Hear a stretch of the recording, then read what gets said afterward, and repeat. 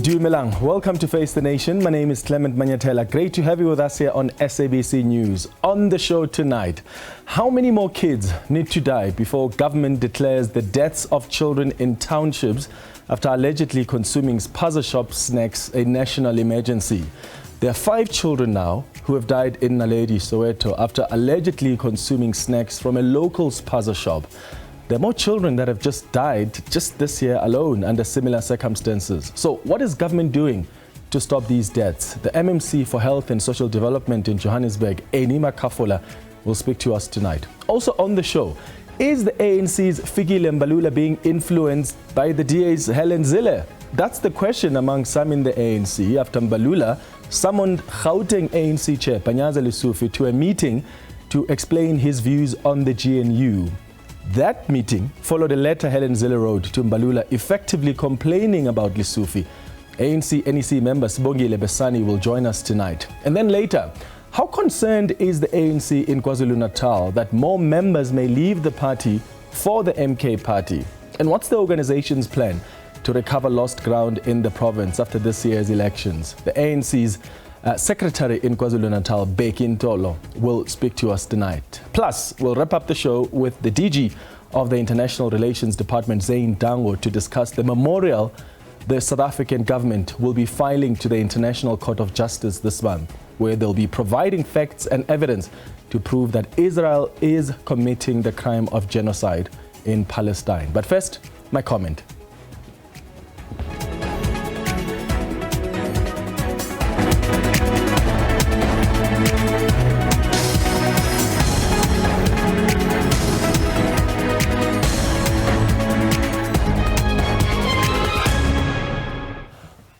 So, there are several tuck shops owned by foreign nationals that have been closed in Naledi, Soweto, by residents in protest after 5 children in the area died. You may have seen on the news throughout the day today residents in Soweto going around their community of Naledi and demanding owners to close their shops, especially those close to where the 5 children died.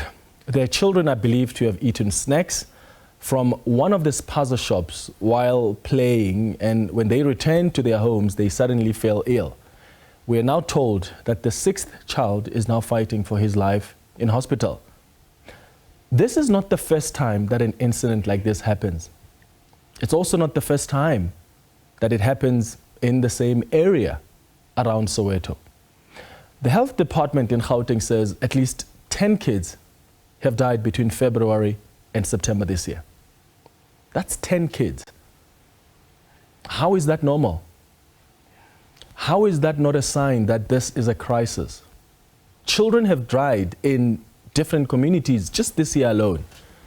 More from other communities in previous recent years. And here we are with government officials who are seemingly not having a plan, but are pushing and rushing to the scene to do interviews and offer condolences to the families and promise action, and then they go back to their comfortable homes.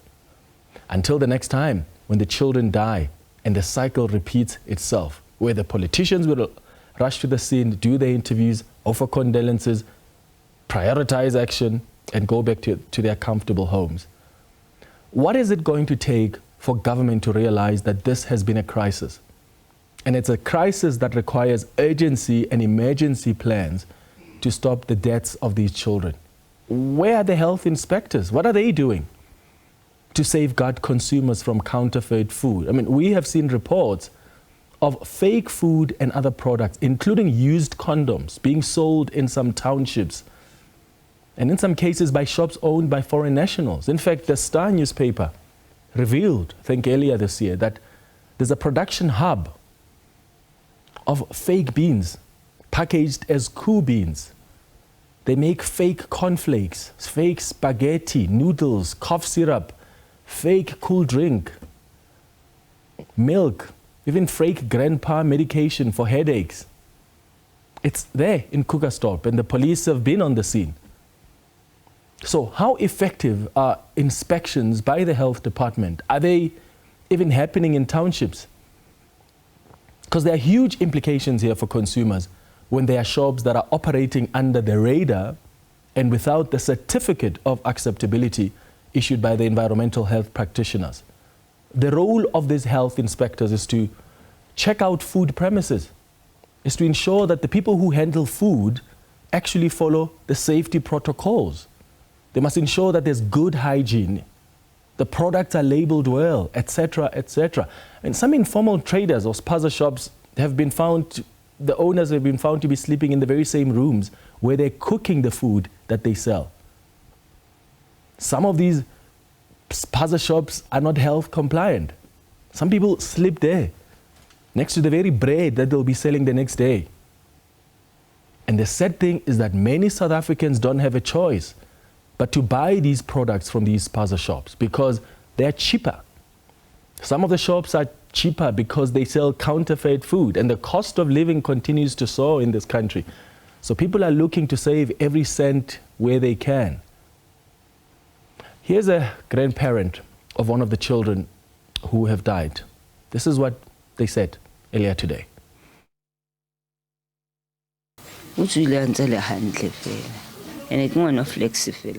He was not sick. When he left here, he was fine.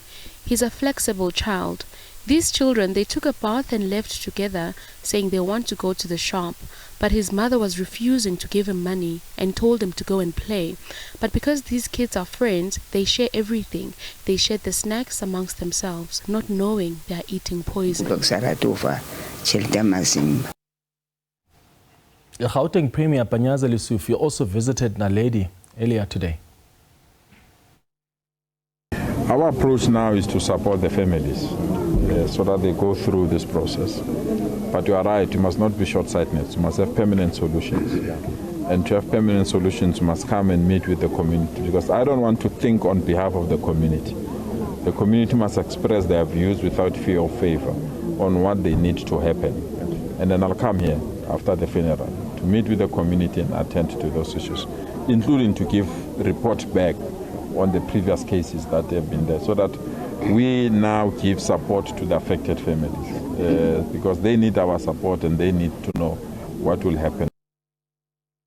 Hold on. Why must it be the community that must lead in terms of what needs to happen next? What's the role of government? Because the Premier says the community must tell us what to do and then we will come back.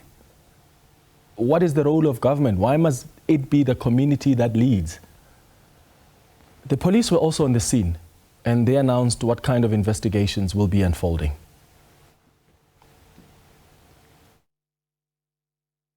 The police have opened an inquest docket after 5 kids aged between 6 and 9 years old were declared dead at the local clinics on the 6th of October 2024. The circumstances that led to the death are unknown at this stage as police investigation continues. And we've heard all of this before. Politicians and the police will keep repeating the same things while children continue to die. The Department of Home Affairs once proposed that all municipalities across the country must conduct an audit of these shops to establish the owner's immigration status. They proposed that municipalities must introduce bylaws to regulate the location and other requirements such as health and safety. Do you think municipalities are doing that? I'm sure you know the answer to that. The question we're asking you tonight, though, is what decisive action is needed following the deaths of these 5 children in Naledi? What do you think is the solution to the concerns about food safety from counterfeit foods? Is the answer in confiscating the goods from the traders? Is the answer in criminalizing shop owners and closing their shops? So how should government deal with this? You can send us a WhatsApp voice note now to share your views on 078 459 1897. Remember to tell us your name and surname and where you're sending the voice note from, and please keep them at 30 seconds. Alternatively, you can send us an X on @FaceTheNation SABC.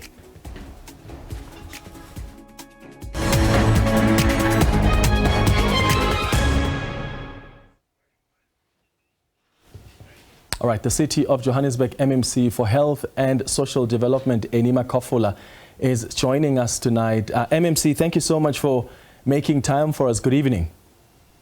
Good evening to yourself, and thank you for having me. What is it going to take for you as government to realize that this is a crisis that requires urgent attention and plans to resolve? The issue has already got our full attention since last year with the first incident. And currently, we have been doing inspection ongoing without any stop.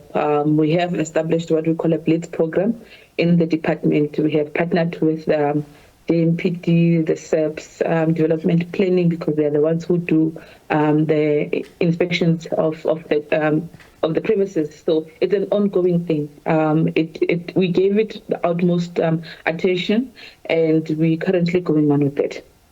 Okay, and what have you discovered and found from that multifaceted approach that you have with the other stakeholders, including the JMPD? Because often what we see is children die, and when children die, then we hear of what they allegedly ate before they died, and then government officials then rush to the scene, and then the police come and say there's going to be an investigation, and then community members are up in arms because they don't trust the very same shops that are selling them foods because they think maybe there is counterfeit food. What have you found so far that is actually resolving this situation that we're finding ourselves in?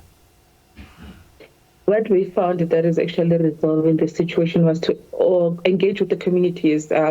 We have been doing ongoing campaigns which we were educating the communities on what to look on to, especially with regards to the food products, your expiry date, the hygiene, the overall hygiene of the shops that they actually purchase.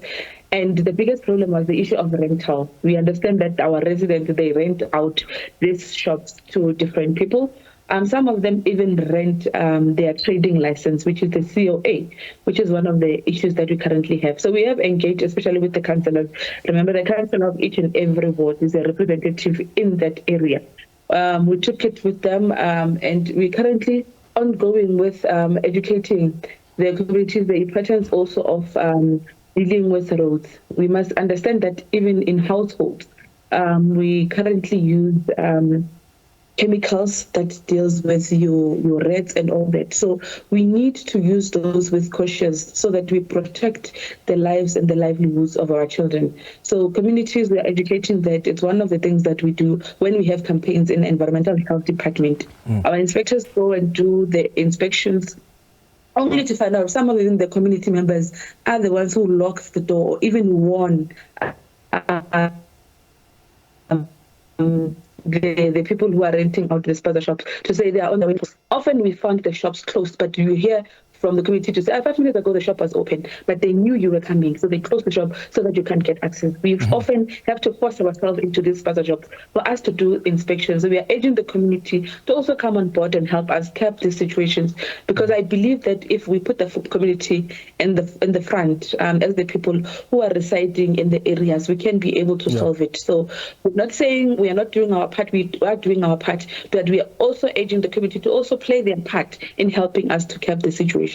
How many children have died so far under these similar circumstances, just this year alone? This year, the incident that we got or were reported to us, it's this one. I think we might maybe remember that last year in the same ward we had 3 other deaths, the same children, same age. So far, the ones that were reported in the similar situations, it's just this year. Where are the health inspectors, and what are they actually finding when they do the inspections? Because they're supposed to check out these food premises to ensure that people who handle food follow the safety protocols. They must ensure that there's good hygiene, that the products are labeled well. So their responsibility is to safeguard consumers from counterfeit food. How often do they do these inspections, and what do they find? If the inspections have been done and people are not being arrested, shops are not being closed, is it then safe to say that from all the inspections that have been done by these inspectors, everything has been fine? The shops have actually ticked all the boxes? Thank you. So our inspectors, our health inspectors are found in our CCC offices, which are health department offices in every region in the city of Johannesburg. So yes, the inspections have been done. Like I'm saying, when we do inspection as the health inspectors or the people responsible for inspection, their role is to come and perform the overall inspection and check if really the shops do comply with the regulations. If they don't comply, they either can issue a notice or a fine. If it comes to a point that the shop should be closed, we also involve the JPD or SEPs, because they are the one who have to enforce bylaws. Ourselves, you can't, as an inspector, you can't close a shop, but you need to have someone from the law enforcement to actually enforce those bylaws for us. That's why we're saying normally when we do our bid, to also first impedance as well, because we also check the legality of the people who are running these spaza shops, whether they are here in the country legally or not. So if we go on pleads, we also involve those. So when the health inspectors find that a shop is not compliant, we issue a notice. In case it's just minor things like maybe we need to put a window inside the premises, we then advise to say you need to put a window to allow ventilation of air within the premises. If they have to remove some of the things or pack them in a certain way, we advise on that. But should it come to the closing, then we do involve JNPD especially to help us with that on enforcing bylaws. So the Department of Home Affairs has proposed that all municipalities across the country must conduct an audit of these shops so that you're able to establish not only the owner's immigration status, but also as municipalities, you're able to introduce these bylaws that can regulate the location and other requirements such as health and safety. Has that been implemented by the local government? I can say yes, which is something we have been doing. We also have to be the ones who also call the Home Affairs at some point to come and do these inspections with us from the region or whatever region that they're located at. Let me also state that we have around 5,628 spaza shops on record as the city of Johannesburg, and we do regular inspections on those. Also note that we do inspections, which is once per quarter in each and every spaza shop, and we do get reports on that report back. So since we initiated the program of the Blitz, we have been getting reports on all the health inspection which has been done. So far, we have done from the last incident in October, 6,229 health inspections in spaza shops, where we go back. Remember, once you issue a notice, after 6 weeks, you have to check and check whatever that you issued a notice for, has it been fixed? Okay. Or has something been done? If not, we have to take action. So if really these shops are following all the safety and health regulations, MMC, and many of them are not being closed down, why then are these children dying after allegedly eating things that are being purchased from these shops, at least from the account that the community members are sharing? Because there seems to be a contradiction then here. Are the community members getting it wrong in characterizing these deaths as allegedly because of what has been eaten that is purchased from these shops? Because from the sense I'm getting from you is that inspections are being done. It seems like most of the shops are ticking the right boxes. Health and safety is being followed. But when you speak to the residents, they say something completely different.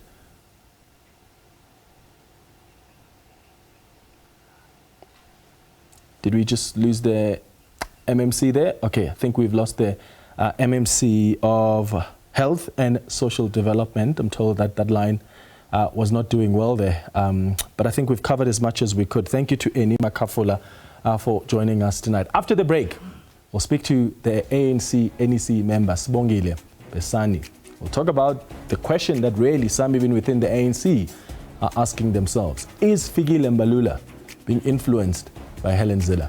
Stay with us here on Face the Nation.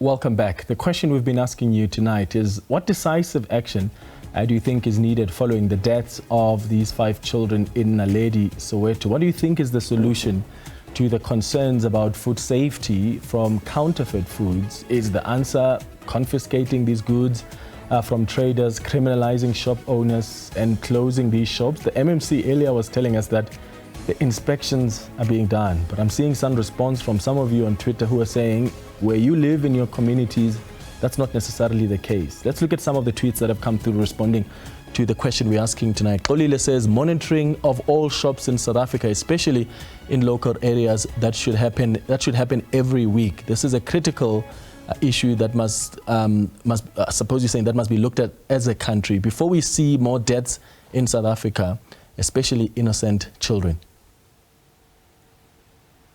Change Yakayina says the Spaza shop issue in Naledi is concerning. Nothing new, but you'll see the premier and the mayor there for a visit and then some inspection of PR, then they're gone. But the problem is not solved. The next victims occur somewhere, then we are reminded again about what the kids are consuming. African Hammer says the MMC talking about campaigns. Where have they conducted those campaigns? The city cannot even verify papers of those Spaza shops. The city has failed us. Thomas says, Clement, we have seen regular inspections on various government entities. There should be regular, if not quarterly routine visits by the Health Department and Home Affairs to verify the trading licenses, goods if are in good condition and if the people are legally in South Africa. All right, thank you so much for your response on Twitter. Let's focus on this now. ANC Secretary General Sibongile Besani says that the party has accepted the explanation from the ANC Gauteng Chairperson Panyaza Lesufi on his utterances on the government of national unity. Lesufi was summoned to the ANC headquarters in Johannesburg on Monday for the remarks he made publicly on the GNU. ANC NEC member Sibongile Besani joins us in studio this evening. Sibongile, thank you so much for making time for us. Good evening. Good evening and thanks for having me, Clement. Let's start with the confusion that has been created about the Gauteng ANC chair Panyaza Lesufi and the ANC Secretary General Sibongile Besani. The SG of the ANC summoned him to Luthuli House to explain himself regarding the comments that he's made about the GNU. What exactly was Mbalula concerned about?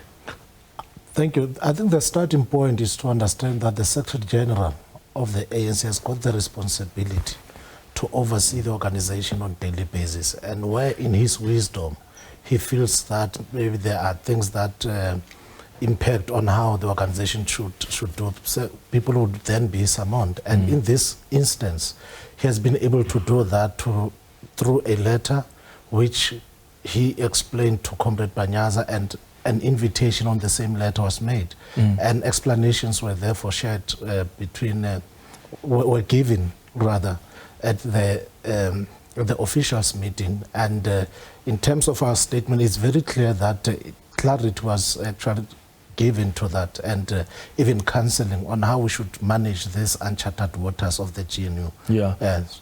My understanding is that Lesufi didn't say anything that suggested that his views contradicted the views of the ANC on the GNU. But when you look at the letter that Sibongile Besani sent to him, he says, and I quote here, "The utterances you made go against the resolution of the NEC. You must come and explain why your utterances should not be considered to be not only in violation of the principle of democratic centralism, but that this inevitably violates the ANC constitution." That's such a hard stance. It looks like Mbalula was really concerned about what Sibongile Besani had to say, but nothing, for all of us who really saw that interview, there was nothing in that interview that suggested that he undermined the ANC or contradicted the resolution of the NEC. What is important is that that view was entertained by the officials and explanations were given, and the matter has been laid to rest. It is also important to note that in the context of the GNU, remember we have all kinds of issues that as the ANC, we are the originators of the GNU. So whenever we experience challenges, we'll vent them out, but we'll ensure that we get proper explanations. So that matter has been actually resolved. So for us, as the NWC, it was important that the matter is laid to rest, and it has been laid to rest through explanation and counseling of comrades. Did you guys sanction that as the NWC? And I'm asking that because I wonder, how do you avoid a situation like this happening in the future again? Because if you are the SG of the organization, surely you don't also want to abuse your position in that you send a letter to someone and suggest that they've undermined the organization when they haven't. And when they come and they tell you, I haven't, go watch the interview, and then you realize, oh, actually you're right. You didn't undermine the organization. Remember, the SG of the organization is not a conduit, just a deliverer. So he deals with the organization on daily basis, and he's got to express a view. But what is important about that letter, which was leaked to the public of the SG, is that the SG went further to say, we would like you to come and explain yourself. So what is of paramount importance that the SG did not abuse his power, also called for the comrade Panyaza to explain himself, which is what he did. And that explanation has been accepted. But if he says you must come and explain yourself because your utterances go against the resolutions of the NEC, surely Fikile Mbalula himself must be able to say, this is what made me think your utterances go against the resolution of the ANC. No, it is important to express a view, and I think the letter explains his views. Whose views? The standpoint, the view of the Secretary General. Based on what? No, based on public utterances. But which ones? Because any of the public utterances by Panyaza Lesufi have never undermined the NEC. There were public utterances. The SG has made a view based on those public utterances, but following those public utterances, he writes a letter to Comrade Panyaza, but most importantly says, come and explain yourself. Obviously, the SG and the officials are open to listening to an explanation, which is what they did. So, okay, I mean, what surprises me is that Fikile Mbalula at a press briefing earlier today said Panyaza Lesufi gave an excellent explanation about the GNU to Sizwe Mpofu Walsh during their interview, and yet he summoned the very same Panyaza Lesufi to come it is in the and nature, explain it is his in views. the nature of the ANC to express a view and to be persuaded. And it is in the nature of every leader of the ANC to express a view. And once an explanation is given, it is leadership to accept the explanation that has been provided. I accept that. I really accept that. And I suppose the it point is not abuse of power, as you try to. It's not abuse. But you of don't power. know what Fikile Mbalula based his views on to be accusing Panyaza Lesufi of undermining the ANC. We don't know how. We don't know. There were public. We've seen all the statements and so on. But so which SG, ones of those undermine the NEC? The SG, in his wisdom, based on these public utterances that Comrade Panyaza made, in his wisdom, he felt that the views are in contravention of the principle of democratic centralism. Now, he does not only stop there of expressing his view. He goes further to say, at least come to the meeting and explain yourself, and which is what Comrade Panyaza did. So it is what the SG this afternoon has been explaining to say, Comrade Panyaza has provided an explanation on his attempt. That is not contradictory. It is in the nature of the African National Congress to express views. And in the nature of those views, some of the views are quite strong, some are quite, I would say, maybe moderate, but it's always important for leaders to persuade one another. And in this instance, the statement of the NWC shows that the explanation of Comrade Panyaza was acceptable. If Fikile Mbalula actually watched the interview in full that Panyaza Lesufi did with Sizwe, he would have seen that there was nothing there that undermined the NEC. That is your view, but he held a different view before. Because he didn't watch, which is actually quite dangerous. How do you write a letter like that to someone and accuse them of undermining the NEC when you've not watched the whole interview? And then when they come explain themselves, you say, oh, okay, you watch the interview and you say, that's actually an excellent explanation of the GNU. So you move from, you are undermining the NEC with your views on the GNU to, you actually gave an excellent explanation of the GNU. I think you are trying to create a problem that does not exist. I'm trying to say clarity. No, the clarity is that the SG had a view, but based on his view, he sought that Comrade Panyaza should come and explain himself, which is what he did. And Comrade Panyaza was able to provide an acceptable explanation. There is nothing wrong. Even at this point in time, people are creating views on the interview. Those views may be wrong, may be right, or those views may not generate any other debate.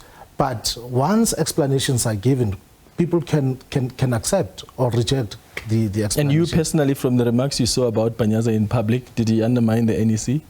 From the remarks you've seen of him? No, for me it was not about undermining that. But what is critical is that Comrade Panyaza explained himself.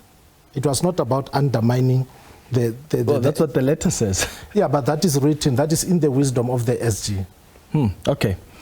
There are people who have been asking, is Fikile Mbalula being controlled by Helen Zille? Does she have influence in the ANC? And the reason they're asking that is because Helen Zille wrote a letter to Fikile Mbalula where she goes after Panyaza Lesufi and even says in the letter that the progress the ANC and the DA have made in the issue of Tshwane has been undone by the ANC in Gauteng under Lesufi. That's what Helen Zille says.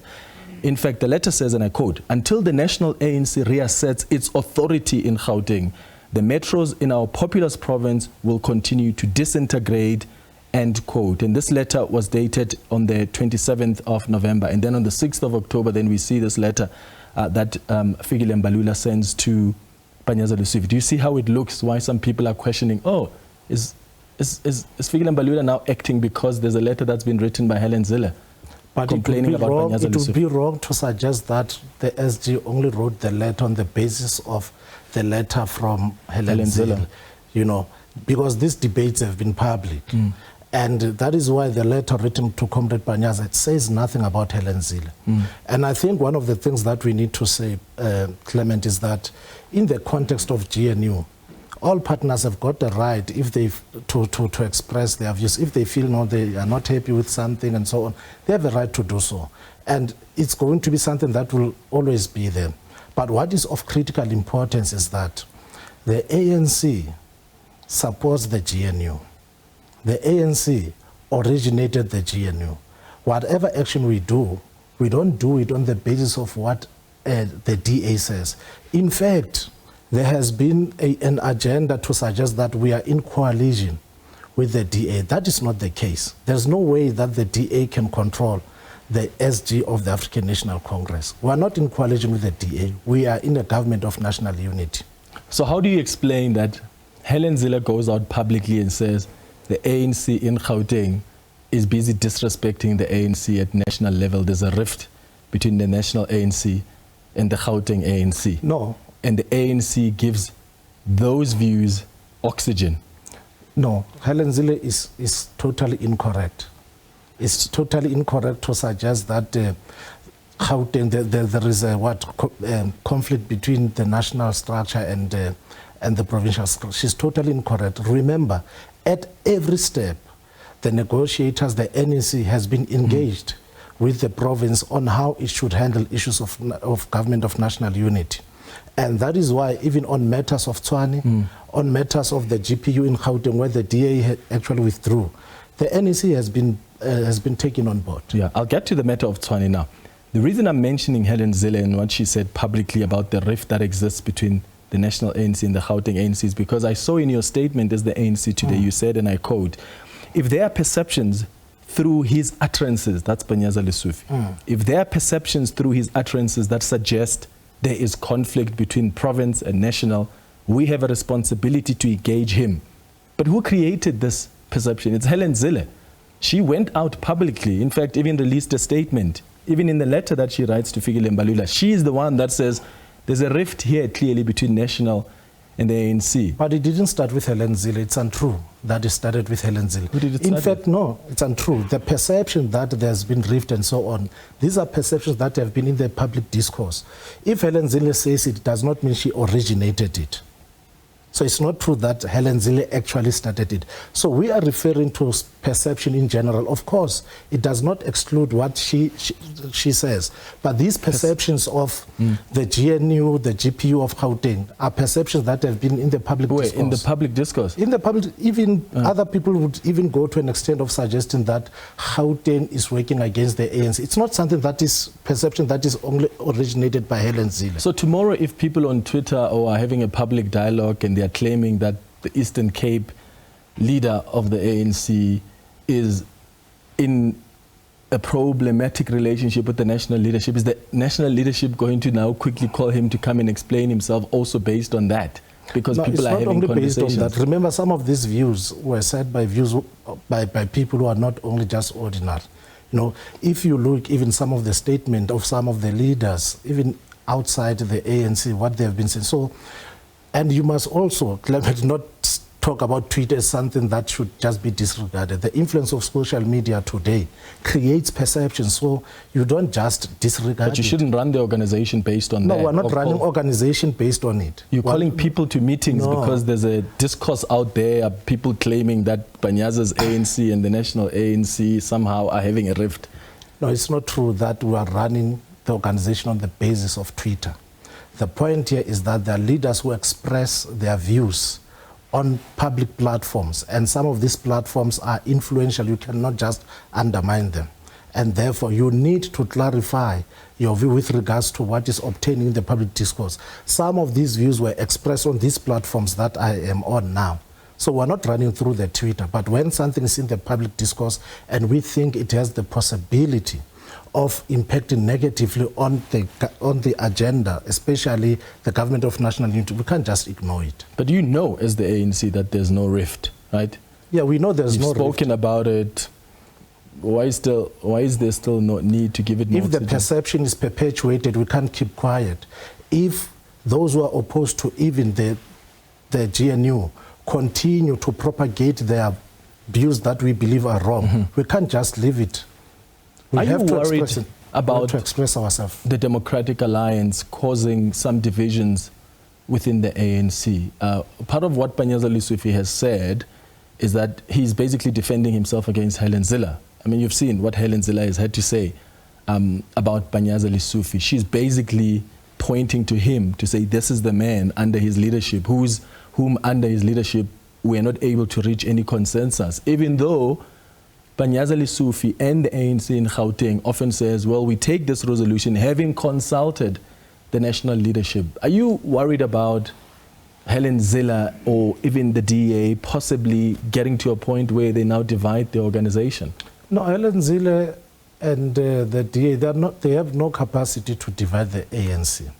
Our biggest concern would be any tendency, any perception that is wrong against that is propagated against the GNU. We know why we have actually came up with this initiative of the GNU.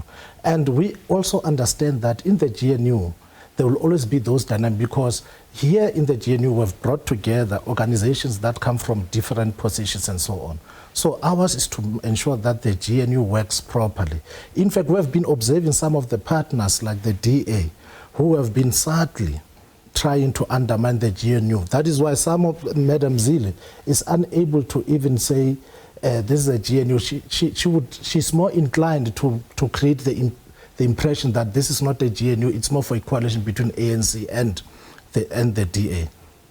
And it's not a coalition between the ANC and the DA. And that inclination plays into the views that are strongly held by the opponents of the GNU. So we are aware that the GNU itself is dynamic. We're always going to have these different views and so on. So we are more concerned about ensuring that the GNU works. And we think we're on a trajectory where we're uniting the organization, and we've actually sustained the stability of the country through this GNU. So we are not faced as such by Helen Zille. Our concern is to make sure that our people continue to benefit from our democratic dispensation, even through the GNU. Has she been engaged, though, about her comments? If there's a concern that, you know, because if you say you observed all the partners and you're picking up that even from the DA, Helen Zille sometimes makes these comments. No, there's always a communication between partners of the GNU. Even that is why you find in some instances, even Ms. Zille will always write letters. So that is part of the communication. There are engagements on issues that relates to the GNU with the partners, depending on which partner has got concerns. What's the status on Tshwane? Is there a deal? You've been engaging as the ANC with the Democratic Alliance. You've also been engaging with Action SA. Tomorrow is the day that the city council is going to be sitting. A new mayor has to be elected, and it looks like there's still no deal, even at this time. Look, the point here is for 8 years, the ANC has not been in charge of Tshwane. It is the Democratic Alliance that has been in charge of Tshwane, and the service delivery has deteriorated, and it was provided in a very skewed way. There are constituencies that were not benefiting from that. So our concern is to ensure, we have taken a decision that we need to ensure that Tshwane can be able to be a municipality that is stable, because it is the capital city. It must be stable, and service provision has got to benefit all constituencies. That is why we are engaging into a dialogue with parties that are committed to ensuring that there is stability, there is service provision. Because for the past 8 years, there has been quite serious problems of service delivery in Tshwane under the leadership of the DA. Is it fair then to say, given the concerns you have about the service delivery over the last 8 years, you will not be supporting Celia Brink to return as mayor? Because Helen Zille says, in fact, the DA says they're going to put him back as a candidate. In our statement, we make it very clear that we are discomfortable with any approach that gives us a Hobson choice, like bring or nothing. So that means you are not in a position to negotiate. And it is in that context that we have said, then we'll engage people who would assist in ensuring that governance in Tshwane improves. You know, and in fact, this notion that there's been a motion of no confidence and so on in Tshwane, it's as if not the DA. We know how the DA behaves. There's a motion of no confidence which has failed of the DA in Moqaka municipality in the Free State. So it's not like it's something new or something unique. You know, there are those dynamics between the GNU partners at various levels of municipality. Even if you go to Cape Town, even if you go to the Western Cape, you know, how the GNU finds expression. There are some things that are still undesirable, but we continue to engage on them. But what the ANC would not allow is to be given a Hobson choice, this or nothing. Then you are not negotiating. We think that attitude is egregious, it is sanctimonious and condescending. So we cannot allow that kind of condescending attitude, you know, with partners of the GNU. So are you putting up your own candidate tomorrow in Tshwane, or are you supporting Action SA's candidate? There are negotiations that are underway, and we are hopeful that what would come out of those negotiations are negotiations that will stop the 8 years of poor governance in Tshwane. All right. Thank you so much. Sibongile Besani, I appreciate your time this evening on Face the Nation. Thank you very much. No, thank you. After the break, we'll be speaking to the Director General at the Department of International Relations, Zane Dangor. We'll be talking about them approaching the ICJ. They'll be submitting, filing their memorial to the ICJ, presenting evidence to support their claim that Israel is committing genocide in Palestine. We'll be speaking to the DG after the break. Stay with us here on Face the Nation.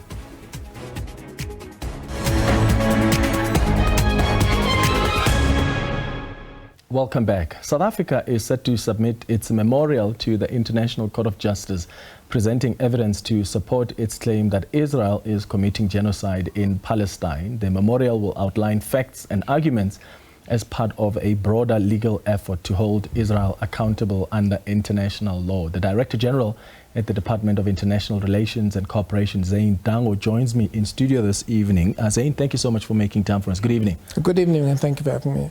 Let's start with what was marked this year, exactly a year since the current wave of war, because the war has been unfolding for the longest time in the Middle East. And yet, this year comes at the time when Israel is not only fighting in Gaza, but it's fighting in Lebanon, they're fighting in Yemen. We're waiting for them to retaliate against Iran because they said they will retaliate. And unfortunately, sometimes civilians are also just being caught in the crossfire still. So I think civilians are the victims in the main. If you look at what has happened, and I'm glad you said, it's a year, but, suggestion and the accurate suggestion, it didn't start on 7th of October. What happened on 7th of October was atrocious.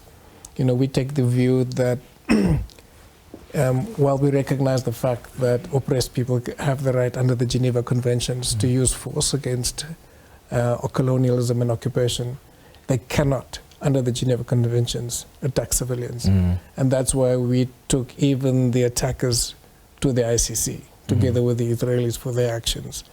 And while we were surprised of the intensity of that attack, we were not surprised that that attack took place. Our discussions with Israelis and Palestinians before that suggested that 2023 itself was one of the most violent years for Palestinians and Palestinian children.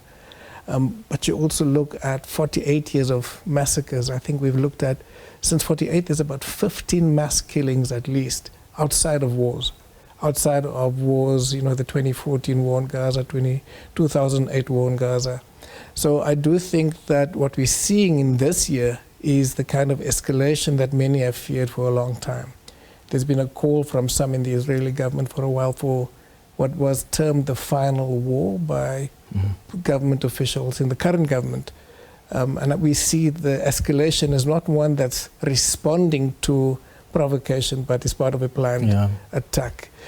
Lebanon, for example, we predicted that Lebanon was going to be a target for a while. And we're now seeing maps emerging of Israeli leaders saying that this is part of the land that they would want to have as part of a greater Israel. What's going to stop all of this, Zane? There was an opinion piece that was written, that I read today by Adrian Basson, who's the editor of News 24, and he was saying we need some kind of a Mandela who can say stop. And my argument was, we've already had so many Mandelas who have had stop, but unfortunately those pleas have fallen on deaf ears, because you've got leaders here that are so arrogant. I mean, the United Nations Secretary General has tried to appeal for calm, and what does he get? He is now declared as persona non grata in Israel, but by Prime Minister Benjamin Netanyahu. So what is it going to stop? And do we have a Mandela or some leadership out there that can appeal for calm to all the affected parties? It's interesting. I was listening to a former Consular General of Israel in New York, and he was saying that the current government, there is no Mandela figure, that peace is not on the agenda. This is an Israeli diplomat. Speaking to my former counterpart many years ago, obviously, he was the head of the Foreign Service in Israel. He says the same thing, that the current government is not interested in any form of peace. In fact, there's also a suggestion that Prime Minister Netanyahu's political life really depends on continuing the war. So I do think that we don't have the Mandela figure. The forces for peace have been marginalized in Israel. The human rights organizations such as B'Tselem, Breaking the Silence, these are organizations, they've been doing excellent work for many years. They've been marginalized completely. The voices of reason are the minority right now. And what we do need to do is to end the impunity. We need to end 5 decades of impunity where Israel is seen as an exception to international law, an exception to accountability. But how do we do that? Because the United Nations Security Council has had resolutions before that were simply defied by Israel. Israel is not even listening to its own ally, the US, in Joe Biden, who's been saying two-state solution. Benjamin Netanyahu says, no, that's not what we want. We need to use force proportionately. They're not listening to that. So what is it going to take? So, the only option that we have as a small country in the southern tip of Africa is to work with other countries to ensure that we create the kind of momentum where this impunity ends. And that's why the ICJ case was so important. Shortly after the case, 3 or 4 days after the case, there was an article in the Guardian, the UK Guardian, where there was an analyst, the international legal analyst, that says even if South Africa does not in the end prove that genocide is at play, the fact that we had brought the Palestinian narrative to the world stage with some of the best lawyers one can find, to put the Palestinian narrative in a way that is not curated in a slanted way in the international media, has already has already broken some of the taboos. One of the issues that happened there is that the Israeli legal team, speaking on behalf of the Israeli government, did a few things that they've never done before. They spoke about Palestinian people. They normally just speak about Arabs, not Palestinian people, because talking about Palestinian people would acknowledge that there was a Palestine. They spoke about internationally recognized borders for the very first time. They don't speak about internationally recognized borders.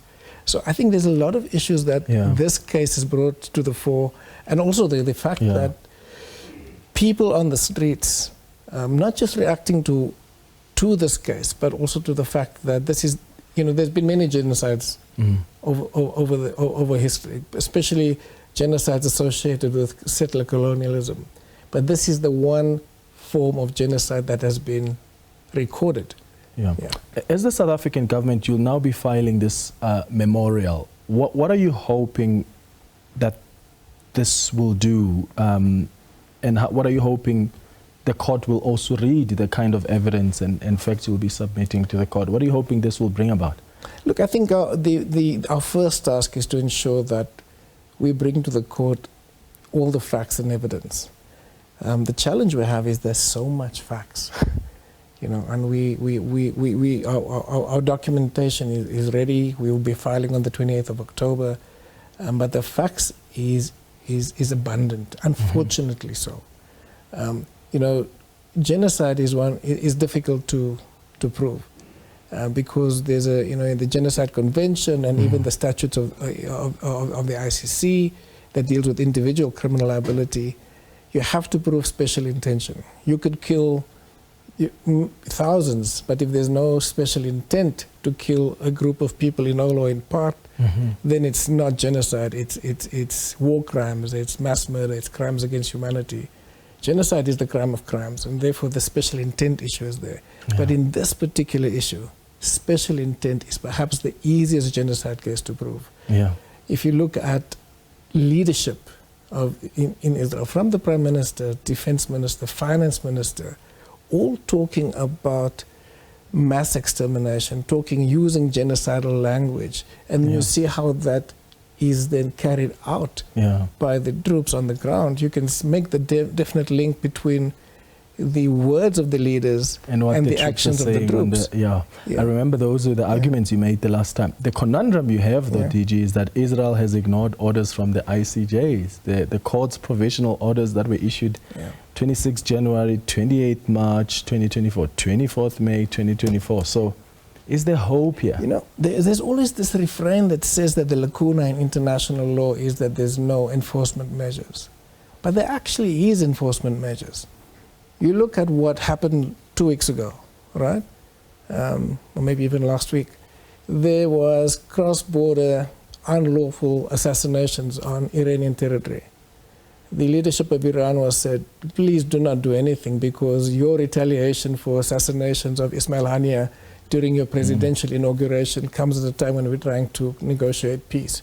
Irony of this is that Ismail Haniyeh was the primary interlocutor on the Palestinian side for peace, right, with the Qataris and the Egyptians together with the Israelis and the Americans. But that did not happen. There was no peace talks that emerged after that. So eventually the Iranians responded. Again, one of those kinds of attacks that doesn't hurt anybody. It's orchestrated. They know that the Iron Dome will come into effect. But within a few days, there was sanctions being discussed against Iran. Now, those kind of countermeasures are not being enforced against Israel. There's no sanctions against Israel. There's never been sanctions. Any other country that would have engaged in this level of criminality in terms of what is called international wrongful acts would have long have had, at the bare minimum, an arms embargo. You would have had, for example, if it was any other country engaging in that level of slaughter of civilians, the invocation of what is called the principle of to protect the civilians. There's a principle in international law, responsibility to protect, that we've seen being used sometimes cynically in places like Libya. It's not been used, where the UN will then deploy a peacekeeping mission. None of these countermeasures has ever been implemented for a country over the last 5 years that has broken perhaps more international legal norms than any other country. It's sad hearing that, because then you wonder, where's the accountability going to be coming from? But Zane Dangor, we're out of time. Thank you so much for engaging with us on Face the Nation tonight. And thanks to you for watching the Tuesday edition of Face the Nation. We'll be back with you on Thursday at 8 p.m. Have a good evening. Cheers. Thank you.